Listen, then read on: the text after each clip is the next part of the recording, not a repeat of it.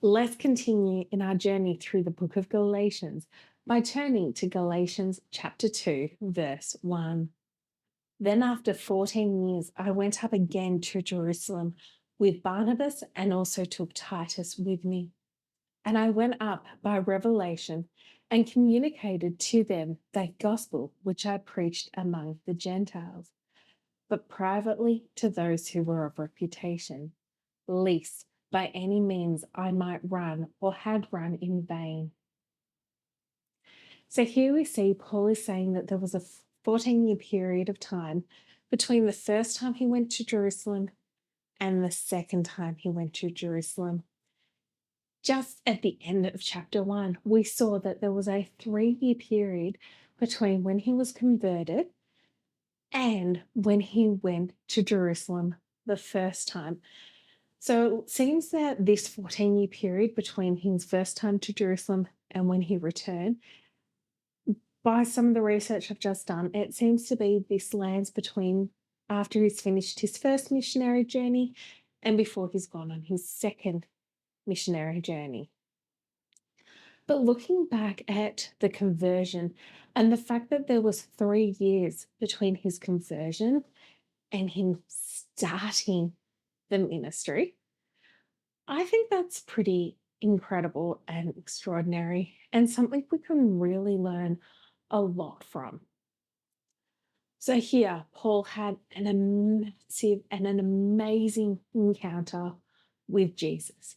He was given the revelation directly from Jesus. He received the gospel directly from Jesus.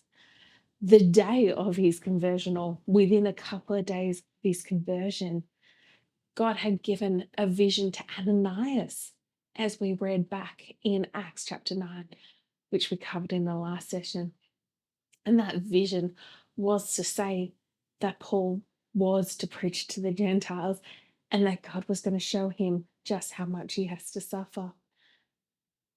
With this, I know for myself that that period of time between when I've heard God calling or when I've heard him speak and when it's time to act is quite hard. There was one pastor I had, so it was an interim pastor at the church I was at the time.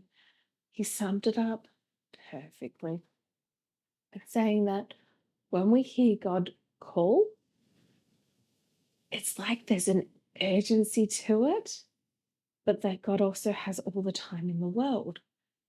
And it's like, yeah, that sums it up perfectly. That when you hear God speak, when you hear him saying, hey, you need to go say this to such and such a person, you just feel there is an urgency that it has to be said straight away. But also, God is outside of time. So God has all the time in the world to line up the pieces for it to be right. For Paul here, it was right for him after he had the conversion to spend those 3 years relearning, going back through everything, because he had been under the traditions of his fathers. He was more zealous in those traditions, so he had to unlearn and relearn the grace of God. And here we see that there was a 14-year period between the first time at Jerusalem and the second time at Jerusalem. So I say this because I want to encourage you that one of the hardest lessons for me to learn is that I really feel like about 99% of this Christian walk is spent in the waiting period, in the waiting between when God has spoken and directed and when it comes to pass. And I don't know about you, but when I read these scriptures and when I read different stories, I think even the story of Jonah and the whale is a really good example. That waiting period between when Jonah is called and when the city is saved, I don't spend much time, or I didn't used to spend much time processing the length of time, that it took for Jonah from the time the big fish spat him up and he walked from there to the city to declare the message that God had said. This length of time, which I think was only a night, between when he sat and looked over and then was angry because God didn't destroy them, because God had mercy, because they repented. But in all these stories, in all of them throughout the Bible, there is a period of time between when God called and when it happened. And that is the wrestling time. That is the time that trust is built. That is the time where we see the hand of God, the glory of God, the wisdom, the can't even think of the word I'm trying to say. So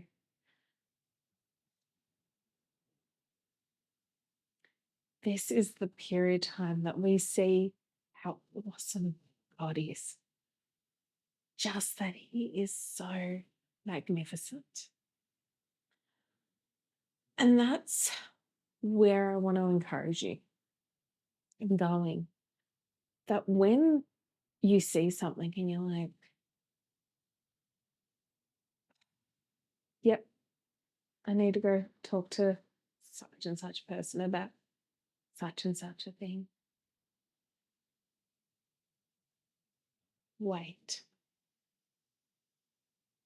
Because I can tell you right now, and I've had so many examples of this. I even had an example of it just the other week. That when it is that God's just like, I want you to talk to this person, or maybe he wants to bring healing to a certain person, or whatever it is. Wait until God opens up that conversation. Wait till he opens up the timing for it. I have many times kicked against it and gone, oh, God said I've got to rush, I've got to go do it now. But it's not the case.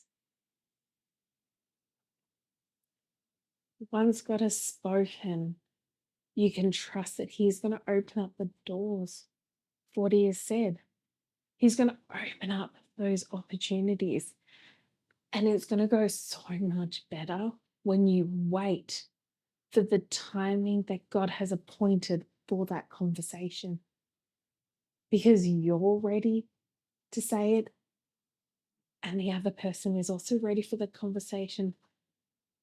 So waiting and knowing when to say, but on the flip side, that when God presents that timing to speak, that's when we need to be bold and speak.